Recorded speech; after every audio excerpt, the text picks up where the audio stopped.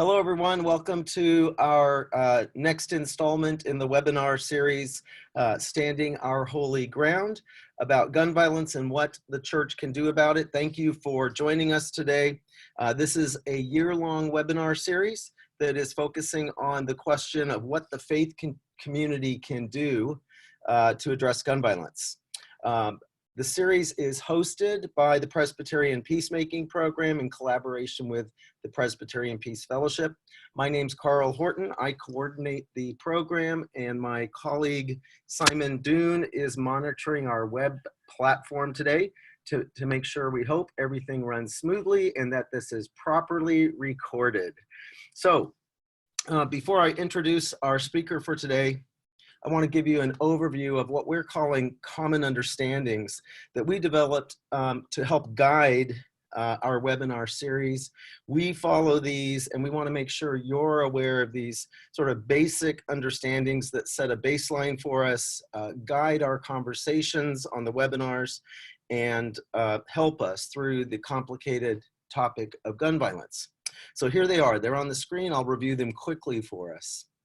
Number one, gun violence is a public health epidemic that impacts our communities, congregations, and members, whether they know it or not. Number two, the impact of gun violence is disproportionate, affecting some individuals and communities often and others seldom. Number three, we must first understand the impact of gun violence by listening to the victims, survivors, and those who actually experience it. Number four, the gun violence prevention movement is not anti-gun. Number five, the Second Amendment does not preclude reasonable, sensible gun violence prevention legislation. Number six, addressing gun violence will require changes in the legislation and culture of our nation. Number seven, the Presbyterian Church USA has issued clear policy and strong statements before on preventing gun violence, but true change requires action and advocacy by our members and congregations. Eight, as people of faith, we must pay attention to the discrepancies between the teachings of our faith tradition and the messaging of media and special interest groups. Number nine, this webinar series is an opportunity for constructive conversation and learning, and not for the posturing and polarizing rhetoric that has characterized the gun violence debate. And finally, all of our participants and all of our panelists and participants in the webinar series are asked to demonstrate mutual respect, listen for understanding, and engage in a way that bears witness to the best values and practices of their faith tradition. Okay, so with those common understandings set for each of our webinars, I want to turn to how you can be involved with the time of question and answer. For those of you who are tuning in live to the webinar, you should have a Q&A tab at the bottom of your panel. If you scroll down there, it should pop up, and we invite you to use that panel, submit a question, and be sure to let us know. Well, we only have one speaker today, so it'll be clear that it's for Beth to answer. So we will save time at the end for Q&A and for some conversation with Dr. Beth McGinty. So let me introduce our panelist, and we're really delighted to have her with us for this particular webinar. Dr. Beth McGinty is an associate professor in the Department of Health, Policy, and Management in the Johns Hopkins Bloomberg School of Public Health. At Johns Hopkins, Dr. McGinty serves as the Deputy Director of the Center for Mental Health and Addiction Policy Research and the Associate Director of the Alacrity Center of Health and Longevity in Mental Illness, and she can tell us more about all of that. Her research focuses on developing communication strategies to reduce stigma toward and increase public support for policies that people with mental illness and substance use conditions. She also conducts policy evaluations of mental health and substance use policies. So We're going to move on to give Dr. McGinty plenty of time for her presentation, and then we'll have some time for questions. So, the mental health myth, the role of mental health in gun violence, and how the media often gets it wrong. And this is part 2 in this particular part of our series. So, Dr. McGinty, thank you for being with us. Absolutely. Let me pull up my webinar slides. Give me just a second. Okay. Great. So my goal today is to talk about the research evidence around mental illness and violence. So we've had a lot of national dialogue over the past decade, arguably even 2 decades, about mental illness and gun violence. And often that dialogue comes in the aftermath of horrific mass shootings that get a lot of nationwide, high-profile coverage by the news media. And the news media, as you can see, often really highlights the link between mental illness and gun violence. And so part of my job here today is to talk about, is that link real? Is it totally supported by the evidence? Is the news media, in some cases, perhaps misportraying this link? My goal with the presentation is to answer 3 big picture questions. What is the relationship between mental illness and gun violence? What other factors besides mental illness increase risk of gun violence? And why do we often associate mental illness with gun homicide? So first, just a bit of level setting about the epidemiology of mental illness in the US. Mental illness is very common. About 1 in 4 US adults experiences a mental illness in a given year. Over the course of a lifetime, about 50% of Americans will experience mental illness. And the most common conditions include depression and anxiety.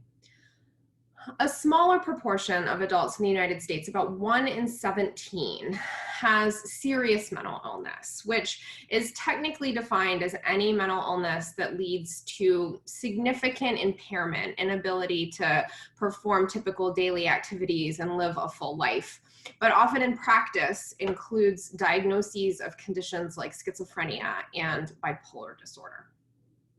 And really importantly, the majority of US adults, about 60%, so more than half of people with mental illness do not receive treatment in a given year. So we have really big treatment gaps in this country. So firearm violence is comprised of about 37% is attributable to murder or homicide, despite the fact that I think in terms of national dialogue, we really focus on interpersonal firearm violence, gun violence towards other people, homicides, as I said. But the reality is that 60% of firearm deaths in the US are actually suicides. So I just gave you the epidemiology of mental illness on one hand, the very high level epidemiology of firearm deaths on the other hand. And so how do these 2 things connect? So what the evidence tells us is that serious mental illness on its own contributes very little to overall violence toward others. So on this slide, I'm focusing on interpersonal violence, violence toward other people. And what we know is that about 4% of all violence toward other people in the US is directly attributable to the symptoms of mental illness, right? Which is another way of saying that mental illness causes about 4% of interpersonal violence, including but not limited to gun violence, homicide toward other people in the United States. And so 96% of that violence toward other people is actually due to reasons other than the symptoms of serious mental illness alone. That said, there are certain times and in certain settings when people with serious mental illness are at an increased risk of committing acts of interpersonal violence. So you can see from this graph, people with serious mental illness who present in the emergency room, who are involuntarily committed to treatment. In order to be involuntarily committed, a judge has to deem that someone is at an imminent danger of risk to themselves or others. And then people who are experiencing a first episode of psychosis, and psychosis includes symptoms like hallucinations and delusions. And sort of by definition, the first time that that happens, people are untreated because it's never happened before. And so they haven't been diagnosed. And so that first episode can be associated with risk of violence toward other people. So all of that begs the question that if mental illness is the root cause of only about 4% of interpersonal gun violence in the US, what causes the other 96%? And the answer here is complicated. And the reality is that it's not a single one of these things on this list. These things tend to go together and sort of interact with one another to increase risk. But some other important risk factors for gun violence toward other people include alcohol misuse, anger issues, a history of abuse or trauma, association with delinquent peer groups in adolescence, or involvement with gangs and illegal drug markets, right? Basically hanging out with people who are involved in violent behavior increases risk of your own violent behavior. And then upstream social determinants of health, like poverty, are very important risk factors for gun violence. In terms of predicting who is going to be violent toward another person, the best predictor is a past history of violent behavior. So all of that was about the relationship between mental illness and interpersonal violence, right? The gun homicides, the violence toward other people. However, as I showed you on that pie chart a few minutes ago, the majority of gun deaths in the US are actually firearms suicides. And the relationship between mental illness and suicide is much stronger than the relationship between mental illness and interpersonal violence. So this pie chart is the equivalent to that 4% pie chart that I gave you a few minutes ago. And the take-home point here is that while only about 4% of all gun violence toward other people is attributable to mental illness alone, among people who, this splits it out by males and females, but among people who are at risk of suicide and who commit suicide, mental illness plays a much bigger role. So it's the sort of yellow chunk of the pie plus the brown chunk of the pie, the affective disorders and the schizophrenia. So around 40% to 50% of all suicides are directly related to the symptoms of mental illness, relative to only 4% of violence to other people. We also have a wealth of really strong research evidence showing that access to firearms is correlated with higher risk of suicide. There are multiple really good case control studies that show this. And that's largely because firearms are a very lethal means. So most people who attempt suicide with a firearm die as a result because it's so lethal. There are some people who, if they don't have access to a firearm, they might try to commit suicide by another means, right? They might potentially use prescription drugs or another type of means, but those other means are far less likely to be lethal. And so people typically survive. The point of this slide is just to show that suicide rates have been increasing in the US. This has been in the news media quite a bit. This slide shows you the trends through 2015. These lines have continued sort of in the same upward direction in more recent years. And the point here is that the increases in overall suicide in the US have really been driven by increases in firearm suicide specifically. So as I alluded to, the key issue around firearm suicide is that firearms are really lethal. So 85 to 95% of all suicide attempts involving a firearm result in death, compared to only 2% for poisoning and overdose. And prescription drugs are the second most common means beyond firearms, or excuse me, prescription drugs are actually the most common means. More people attempt suicide using prescription drugs than they do with firearms, but far fewer die because they're less lethal. A person's access to lethal means is a really critical factor in whether or not he or she will survive a suicidal crisis. And an important point here when thinking about firearms and suicides is that suicidal crises peak really quickly.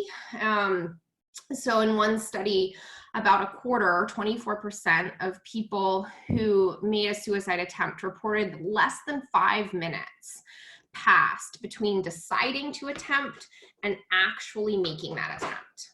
And almost half said that there was less than an hour between their decision to attempt suicide and their actual suicide attempt. And so as you can imagine, whether or not you have access to a firearm during that critical window between deciding to attempt and actually attempting makes a really big difference in terms of whether or not you're going to survive. So pulling all of that epidemiology together, here's a summary of the key points. Mental illness causes only a small proportion, about 4%, of interpersonal violence in the US. Again, that interpersonal term means violence toward other people. Prior history of violence, alcohol misuse, trauma, and some of those other risk factors I talked about, like social determinants like poverty, are much bigger drivers of interpersonal violence. There's a stronger association between mental illness and suicide. So the comparable number to that 4% is closer to 50% of suicides that are caused by the symptoms of mental illness. But that relationship is complex. It's in many cases really hard to disentangle mental illness from use of alcohol or drugs, stressful or traumatic life events, and other factors, all of which sort of often come together in reality. So in my last few minutes with this slide deck, I want to talk a bit about why do we often associate mental illness with violence toward others, given that I've just talked about how the epidemiology suggests that only about 4% of violence towards other people is caused by mental illness. But that's not the narrative in the US. We often assume that someone who commits an act of violence must have done so because of the symptoms of mental illness. So why is that? So one answer, and I think it's a big answer, although not the only one, and I'm happy to talk a bit more about this in question and answer if that's of interest, is the news media. So we know that the news media disproportionately emphasizes a relationship between mental illness and violence. So one study looked at 20 years of news media coverage from 1995 to 2014. And it looked at, I think there were about 15 different major news sources, the New York Times, ABC News, Fox News, et cetera, looked at all of the news stories that were about mental illness. They could be about any topic at all. They could be about treatment, they could be a human interest story, any topic. And found that of all those stories about mental illness, 55%, over half, were about violence. 38%, about 40, so close to 40% of those stories were about interpersonal violence specifically. 29% were about suicide, and then 12% talked about both. In contrast, only 14% of those news stories talked about successful treatment for or recovery from mental illness, which during this 1995 to 2014 time period, there was quite a bit of innovation around treatment. Treatment improved in many cases, and that was not getting the same type of news media coverage as violence. This study focuses on the news media, but we also have studies showing that entertainment media tends to emphasize the relationship between mental illness and interpersonal violence in a way that is not representative of the majority of people with serious mental illness, right? So think about the serial killers depicted in movies who are depicted as being, psychotic. Okay, and this is just a graph from that study that I just referenced that looked at news media coverage of mental illness for 20 years. And what we see here, the point of this slide, is just that there tend to be peaks, although those peaks, some of them happen at times where there weren't a mass shooting, but there tend to be peaks in news media coverage linking mental illness with violence toward other people around big, majorly publicized mass shootings, which has been borne out in other studies as well, that a lot of this news media coverage linking mental illness with violence comes following mass shootings. This is concerning because we also have good research showing that messages linking mental illness with violence and messages linking mental illness with mass shootings specifically increase audiences' stigmatizing attitudes towards people with mental illness writ large. And so these are very rigorous studies. They're randomized experiments where one group is randomly assigned to read a news story that links mental illness with violence, and one group is a control group that doesn't read any news story. And then they both answer the same series of questions measuring stigmatizing attitudes. And those studies consistently have shown that even exposure to just a single news story that says something along the lines of, the horrific mass shooting in XYZ township last week was committed by Joe Smith, and we heard from the secondary source of Joe's cousin that Joe once had a history of mental health treatment. Right, very vague. As I said, about 50% of Americans have mental illness at some point in their life. Many of us have a history of mental health treatment.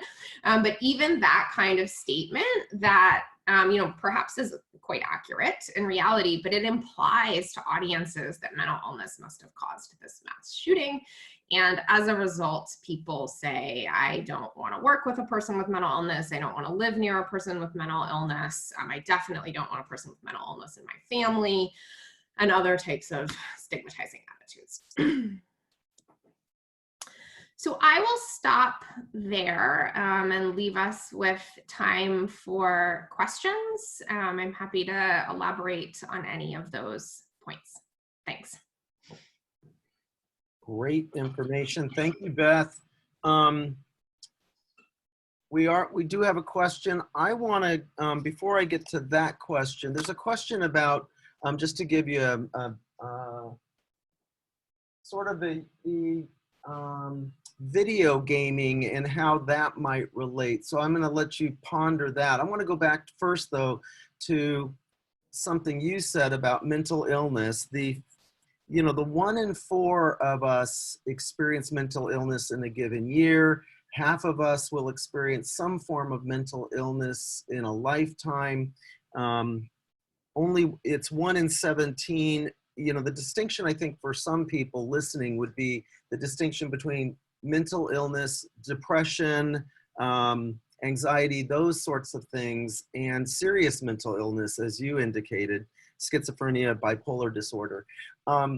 When we talk about mental illness and gun violence, do you limit that to serious mental illness, or what raises the question for me is the time frame in which people might act violently from when they think about it to when they act, the under a minute, and or under 5 minutes have passed and somebody might, 24% of people said it was only 5 minutes. And I'm wondering, do we think in terms of mental illness as depression? And I don't know all the diagnoses, but how much of gun violence that is attributed to mental illness might not be serious mental illness, but simply depression, momentary situations that people face? Yeah, it's a great question. So the answer to that question depends on whether you're talking about interpersonal violence or suicide. So for interpersonal violence, for 4% of all violence toward other people, the interpersonal violence, that's caused by the symptoms of mental illness, that is primarily attributable to the symptoms of psychosis, so serious mental illness, right? Someone is experiencing a hallucination or a delusion that leads them to act violently towards another person, right? They might have, be under the delusion that their neighbor is threatening them in some way, and that might lead them to behave violently. In the case of suicide, however, which is where that very short sort of 5-minute or 1-hour window comes in, we are talking almost entirely about mood disorders, with depression being the primary risk factor. That's helpful. So the mood disorders are those more likely to result, if they result violently, in violence towards oneself rather than toward others? Yes. I mean, that's statistically proven. Yes. I want to ask you about something that happened just yesterday for the time of the recording of this webinar. A 15-year-old student in Saugus, California, got up very early in the morning. It turned out to be this person's birthday, and shot students, killed students at school. I think injured himself. I don't know the full story. Can you, I'm just curious, because I think that particular situation, which is, that story is told over and over again, the media will begin very quickly in trying to determine if this is a mental health issue. What would you say to us about these kinds of stories that we see in the media? And this one particularly is, within the last 24 hours.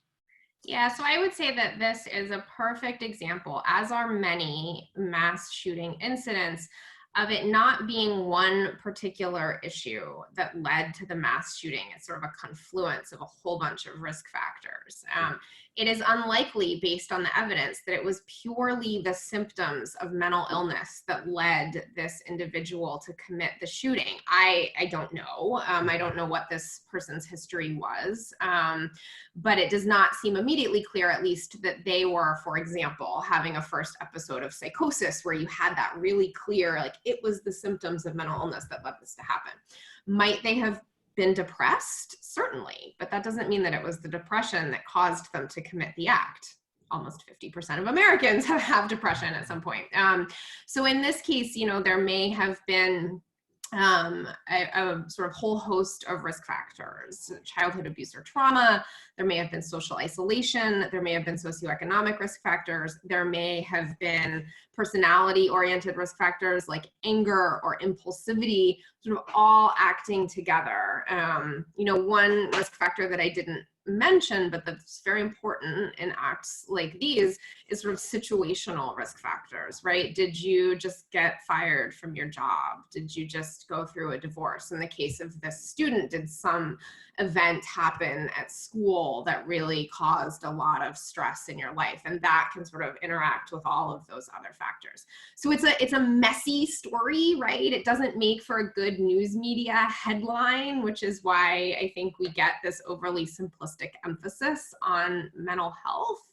And certainly this person may have had some mental health problems that could have benefited from treatment, but it does not appear, again, I don't know all of the details, but based on what we've learned so far, that this was a clear-cut case of the symptoms of mental illness leading to the shooting. Yeah. Well, and I think one of the things that you've outlined for us really helpfully is that when the media, or when we, by virtue of the information we receive, identify one isolated cause for violence, it's too simplistic. So all of these other factors, alcohol, anger, peer groups, social determinants, I mean, so that is just, it's a confluence, as you say, of lots of factors that lead people to be violent. But there's always something that, when you think of, there's something that sort of is the turning point for people that cause them to do it. And, I'm sure that is hard to identify. I know people are going to try and figure out, get into the mind of every single shooter. But it is not a simple only a mental health issue. Ordinarily, I was really surprised as somebody who works in social justice that the social determinants are almost as large, if not more, determining of violence. So poverty, racism, systems and structures of injustice that lead people to act violently, right? So there's a lot of things that contribute to it. Why don't we move to Jim Kirk's question, because he had wondered about gaming and video games, and do they contribute to this? So it might also, I don't know if in your research, the contribution of a violent culture to shaping people who might have a propensity to violence, how does that connect to the explanation of mental health issues and the reality of people with mental health issues? Yeah, so these are great questions. This one about gaming comes up a lot. It's on a lot of people's minds. And I'm afraid I have a somewhat unsatisfactory answer, which is that the research evidence on this is really mixed at this point. It's fairly unclear. So we do know, per your broader point, that the culture that you are existing in sort of really matters, right? And there can be cultural elements toward violence. Growing up in a violent household makes someone more likely to be violent moving forward, right? We see this in extreme examples with terrorism, for example. There's a culture around violence there.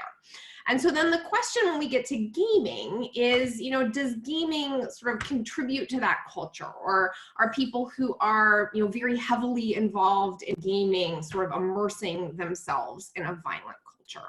And as I said, the research is pretty mixed here. So there is some evidence that people who are very, very heavily immersed in gaming, right, playing violent video games for 10 hours a day, that 10 is not a magic number, right, but for like a lot of time, that might potentially be associated with some increased risk. It's really hard to figure that out because people who are drawn toward playing violent video games for a huge portion of their time might sort of already be at risk of violent behavior, if that makes sense. So it's hard to determine the cause from the effect there. The studies that have looked at more typical video gaming behavior, right? People who maybe use it as a, entertainment activity or stress relief is how some people talk about it, for a few hours a week or an afternoon on the weekend. Even when they're playing violent video games there does not seem to be an association between that sort of more typical behavior and high risk of violence. There's often a lot of questions about does age group matter? And if you're sort of playing these violent video games as a youth when you're really sort of forming your behaviors for the rest of your life, might that be a higher risk period? And I think that's a plausible hypothesis, but again, the research, it just really hasn't sort of figured that out yet. So like I said, sorry, kind of an unsatisfactory answer, but I don't want to overestimate the sort of power of the research evidence that we have. Yeah. Well, I think that's really helpful in helping us see that some people who maybe are already predisposed to violence may enjoy gaming, and then that increases the likelihood, or it at least makes them even more comfortable with the notion of violence becomes a part of their everyday routine if they're playing the games. But I think the question might really be, could video gaming, for a person who is violent neutral, right, not violent, would a video game lead somebody to a violent act? And that's just, there's not research on that.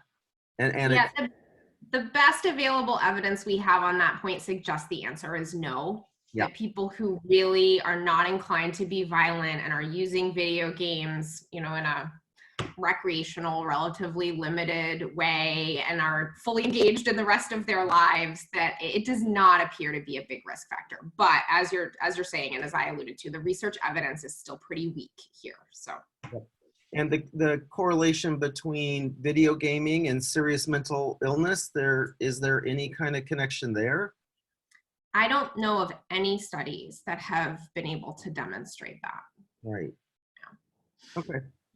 I hope that answers Jim's question, and thank you, Jim, for a good question. I wanted to, I always get a little overwhelmed by statistics. They're very helpful, and I really appreciate people who research these things. I wanted to move to the media piece of it. And those statistics are interesting, and it does seem that our media is drawn to stories of violence. I mean, I remember growing up and you'd see the news, and my parents would always complain that we don't get the good news. We always get the lead story. And here where I live, often the lead story is violence, is another shooting. So that tends to lead. They say if it bleeds, it leads, right? So there's always that draw of our media to cover these stories. I think it's helpful for you to point out that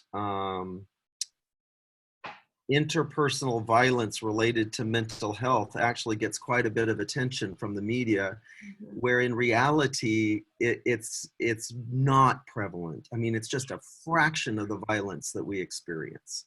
Yeah. So that 38% figure of the media saying that the interpersonal violence is related to mental health.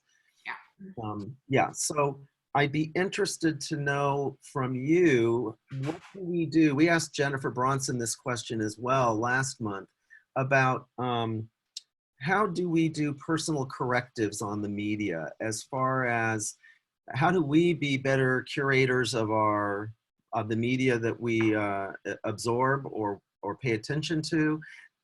Do you have any guidance on what are the good sources for us? Yeah, so I think there's a couple of sort of guideposts here. One is to recognize this point that you're making, which is that the news media overemphasizes violence, not just in the mental illness scenario, right? But just in general, it overemphasizes violence. So you would never know by looking at the front page of newspapers across the country that rates of violent crime in the US have been going steadily downward for the last 20 years, right? The sort of epidemiology there is not mirrored by the news media. And so I think at a very sort of basic level, us reminding ourselves of that when we consume media, like this is what the media focuses on because it is important. It's also a headline grabber, right? Since such sensational issues are more likely to get clicks and reads and views than our sort of happy human interest stories, for better or worse. So I always have to sort of remind myself, like, oh my gosh, the state of like Baltimore where I live is looking terrible, but actually this is not totally representative of some of the improvements that might be happening. So I think that that's one piece. I think it can also be really helpful in the mental illness and violence context specifically to seek out some specific news sources that tend to have more positive stories related to mental illness for people who are interested in this topic. So like there's a group called Psychiatric News that publishes a newsletter every week that will focus on, new treatments and success stories. And there's a new clinic opening in this neighborhood, right? And so for folks who are interested in this topic of mental illness, that's a really good place to go to find the news that is not violence related. Great. Yeah, so Psychiatric News, are there other research sites or journals that you might suggest somebody look at to get good, accurate statistics on mental illness and violence? Yeah, so rather than pointing you to academic journals, which even I find boring sometimes, and I'm an academic, Don't do that. I would go to, there's several really great national mental health advocacy groups that do a good job sort of distilling the research for public consumption. And many of them have state and local chapters as well. And so the two big ones are called Mental Health America, MHA, and the National Alliance on Mental Illness, which is NAMI for short. And both of those, they have great websites. They do, fact sheets and policy memos and press releases and all of that kind of stuff. Excellent, excellent. One of the things related to the media as well that you mentioned was that the media, just by virtue of the attention it draws to, the negative attention it draws to mental illness in the wake of violent public violence, is the stigmatizing of those who are dealing with mental illness. And I think about our churches as places where we need to do our best to combat that stigma. And I'm wondering what guidance you might have for, I know we have a mental illness network within the Presbyterian Church that does good work. So I think I would point to that. I wish I had that website at hand, but there are Presbyterians that do significant work on mental illness and ministering with those who live with mental illness and their families. Any insights for how congregations can and people can address the stigmatizing of mental illness in our culture? Yeah, so I think that a really key issue around stigma, and this is a little bit of a sort of circular catch-22, is that because mental illness is stigmatized in our society, many people aren't willing to talk about it, right? Or at least not to talk about it outside of their very close family and friend networks, but sometimes not even within those networks, right? And that then sort of perpetuates the stigma, because we have very good research showing that, we tend to destigmatize things once we have an example of a loved one who has, or a coworker or a respected, person in our community who has experienced these issues, that sort of changes the way that we think about people with that condition. But because it's stigmatized, people are often reluctant to disclose, and so then this gets perpetuated and perpetuated. So I think that a really key stigma reduction strategy, and one that seems to me to be a particularly good fit with communities of faith, given the sort of inherently supportive network of such communities, is to develop support groups. And to the extent that folks from those support groups are ultimately willing to share their experiences at a level they feel comfortable with the broader congregation, that kind of just personal experience and storytelling is a really powerful stigma reduction tool. And then I think the other really key stigma reduction tool borne out in the literature is emphasizing that mental illness is a chronic disease like diabetes. There is effective treatment available. This is not something that needs to be hidden and suffered in silence. And so to the extent that faith communities can help link people to treatment, here's a really great clinic in our community that others have gone to, those sorts of connections, and emphasizing that treatment not only works, but is also available, and helping people connect to treatment is in itself a really powerful stigma reduction tool. Yep, great. Well, thank you for that. Jim Kirk has answered the question that I couldn't come up with the name of our group. It's the Presbyterian Mental Health Network. Okay. And that network can be joined by Presbyterians. So if folks were to go online to presbyterianmission.org, I think you could type in mental health network and get yourself to a sign-in form to be a part of that network and to get their materials. So that's a great resource for Presbyterians. And that would be one thing Presbyterians could do to help destigmatize mental illness. That's great. We do have another question for you, Beth. David Gillard is asking about the state of research into gun violence.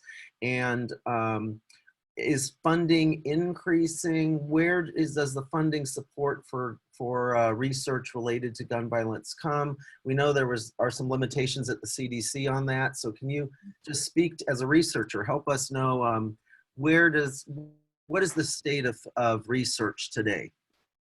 Yeah, this is a great question. And it's a really a sort of historic lack of funding on the federal level has been a big barrier to developing evidence-based interventions around gun violence prevention. So over the last decade or so, there's been increased attention to this issue among the public as well as policymakers, and funding has increased. Not, I would argue, to a high enough level yet. Not really CDC funding, but NIH, the National Institutes of Health, have I believe it was about 5 years ago, they developed sort of a specific call for proposals, which is how you submit research grants, that is gun violence prevention focused. And so that's a big improvement. And then there have also been increases in funding in the last decade from foundations who have really stepped in, sort of recognizing that the government has not been funding this line of research. And so there are various foundations across the country involved here. Robert Wood Johnson, there's a group called Fund for the Safer Future, Bloomberg Philanthropies is involved. But they've increasingly been working together to sort of coordinate their funding efforts and leverage. Often a single foundation can't, allocate millions and millions and millions of dollars, but when they sort of band together, they have been directing increased funding towards gun violence research. David's asking a follow-up question, so I was just checking that out. He wonders about the research showing that about 4% of interpersonal violence is attributed to serious mental illness focus just on mass shootings, or does that include all gun violence? This is a great question. It included all interpersonal gun violence, so not just mass shootings. And this is a question I often get asked, like, might that 4% be higher for mass shootings? Mm-hmm. And my answer is we don't know. We don't have an equivalent study that tells us what % of mass shootings are directly caused by mental illness. There's a couple of reasons for that. It's not just that the study hasn't been done, but mass shootings, while they happen far too often in the United States, are statistically rare events. And so it's really hard to tease out statistically sort of what the causes are. That's one issue. The other issue is that in a lot of cases, the perpetrators of mass shootings commit suicide during or immediately after the act. And when that happens, unless they happen to have a psychiatric evaluation within a couple of days before the shooting, there is no way to sort of retrospectively determine what their mental state was at the time of the act. So I am not optimistic that we're ever going to get a sort of very valid equivalent of that statistic, that 4% statistic for mass shootings. I do think it is reasonable to hypothesize that it might be higher for mass shootings than for all interpersonal gun violence. We have some prominent examples like the shooting in Aurora, Colorado in the movie theater, or in Tucson, Arizona, when Gabrielle Giffords was wounded and many others were killed, where we do know that the person was experiencing untreated psychotic symptoms that led to their shooting. I would not hypothesize that it's over 50% that are due directly to the symptoms of mental illness, but I do think it could be higher than that 4%.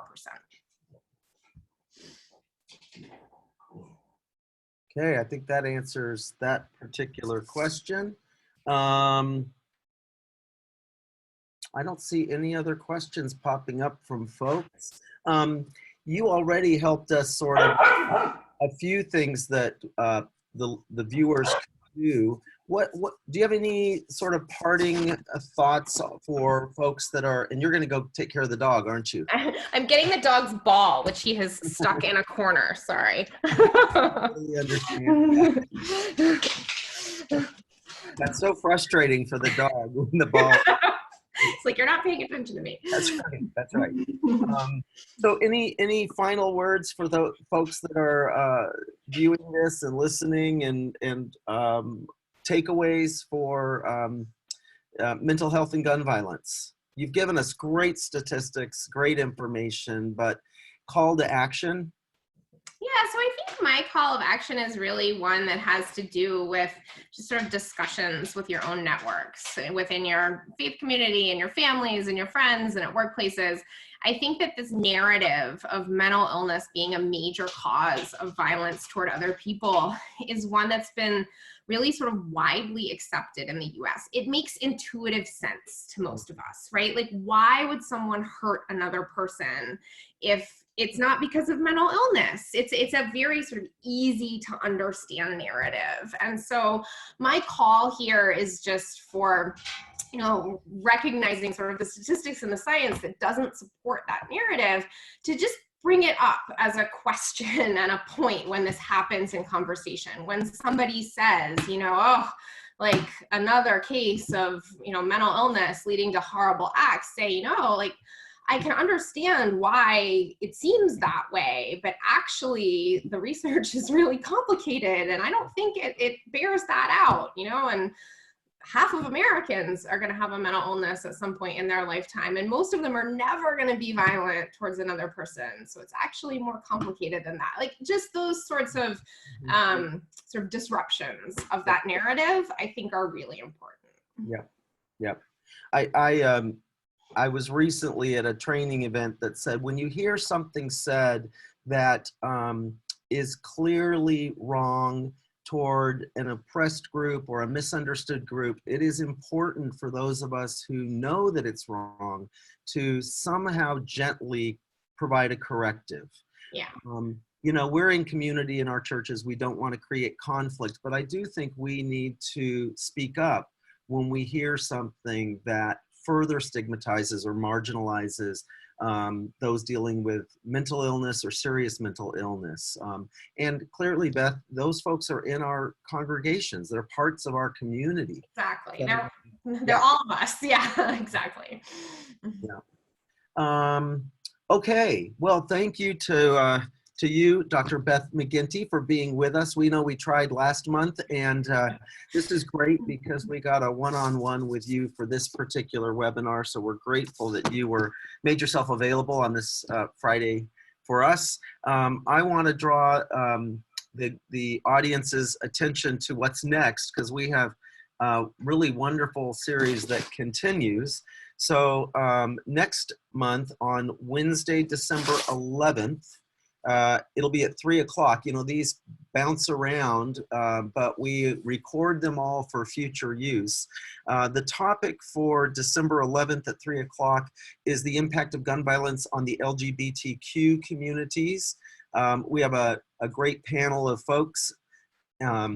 We have Ananda Barclay, who will be our facilitator. We have, who is a pastor and an LGBTQ activist, Dee Dee Chambly, is the executive director of Legender Inc. Naomi Lephart is with she's the Faith Work Director at the National LGBTQ Task Force. And Michael Adey is from our Global Faith and Justice Project at San Francisco Theological Seminary. We also have Victoria M. Rodriguez Roldan. She is Transgender Nonconforming Justice Project Director at the National LGBTQ Task Force. So we have a pretty awesome panel for next month. We encourage you to sign up, register to join us for that webinar and any of the future webinars. We also, as these webinars occur, they will be appearing on the website, Standing Our Holy Ground, where you can sign up for future ones and view those like today's that will be posted as recorded.